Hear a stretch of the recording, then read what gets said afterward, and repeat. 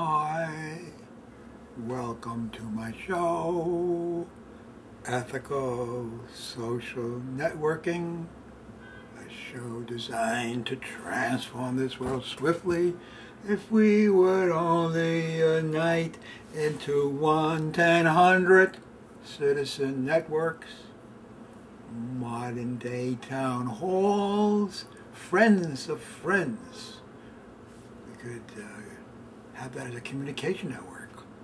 100 people, you get 10 people in a week, or in a day, just one day, 10 people, who do likewise the next day for American renewable energy independence through Economic Justice Day this November 4th, 2nd. That's on a Tuesday, Election Day. So, could you be like Dennis Hayes, who created Earth Day?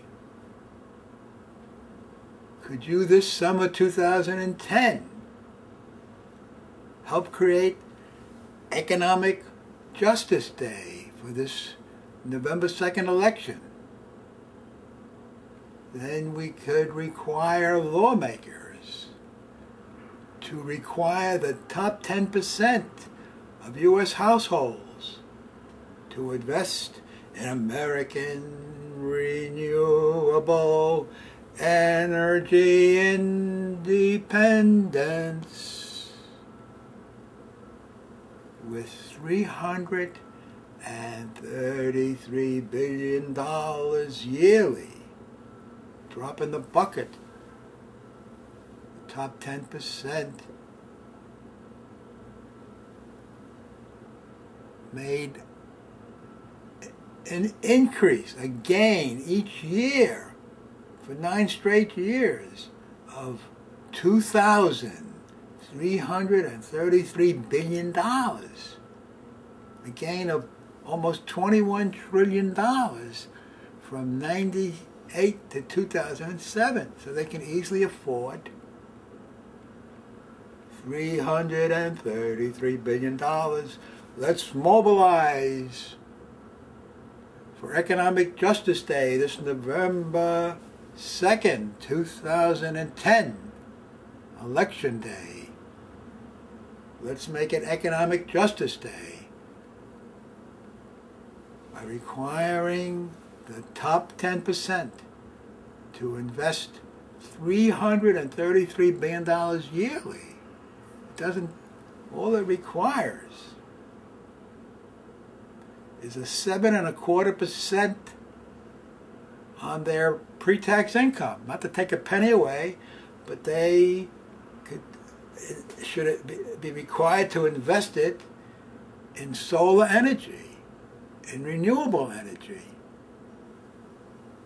It's doable if we would unite and make this demand of our lawmakers, or else replace them with lawmakers who are ethically sane, and this should be the issue. The compelling issue, the overriding issue of all other issues. Why? Because the rich have this enormous wealth, and there's a tremendous need to build the solar future, the solar age, to invest in a new energy system. Let's leave the oil in the ground, leave the coal in the ground, leave the natural gas in the ground, and spend enormous amounts of this wealth that exists in the pockets of mostly in the top 1%. The top 1% had $22 trillion household wealth, net worth, in 2007. I understand now they got only 20 trillion. That's still plenty. Just 1% of 20 trillion is $200 billion. And that could be used to pay off our public debt. And then there's another more than 20 trillion in the next 9%. Together, the top 10% had $46 trillion in 2007.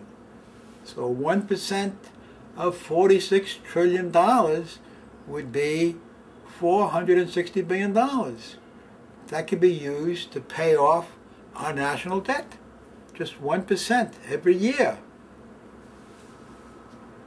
And the income could be used to build the solar future. This is simple, the wealth's in the top 10%. Let them rebuild our country. And they still have enormous wealth left to speculate like they love to do and to live lavishly like they love to do. And if we were united, we could have other aspects of what I call economic justice. What are the other aspects? One is this has to be put into the Constitution. That beside being a wage slave, which most people are, if you work a year, the Constitution could say, if we were united, that you should get some ownership in what you help create. That is called binary economics, or an ESOP, employee stock ownership plan. So it's doable if we're united. First we have to unite over requiring the rich to invest $333 billion this year, 2010. It can be done. They got income coming in, let them just take 7.25% of their pre-tax income and let them invest it, be required to do that. And the lawmakers who are in the pockets of the coal companies and the pockets of the rich, they should be replaced with ethical environmentalists, ethical economists, or just anybody who's ethical and capable of thinking about how to rebuild America. What has to be done is enough money has to be put up front, not to support the coal, oil, which gets enormous subsidies, but we don't even have to subsidize anything. What we got to do is tax carbon, tax the fossil fuels out of existence. And at the same time, all that tax money should go back to the people. In other words, if we could put this year a $150 billion tax on carbon, every person in this country would get back $500. And the students, instead of getting the $500, there's over 50 million of them.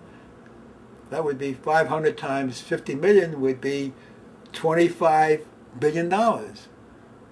You can hire, with $25 billion, you can hire 500,000 teachers. Those that are being laid off, instead of laying them off. But you don't, 250,000 teachers can be hired for $250 each, and the other $250 each student would get of the 50 million students, 53 million to be more exact, could be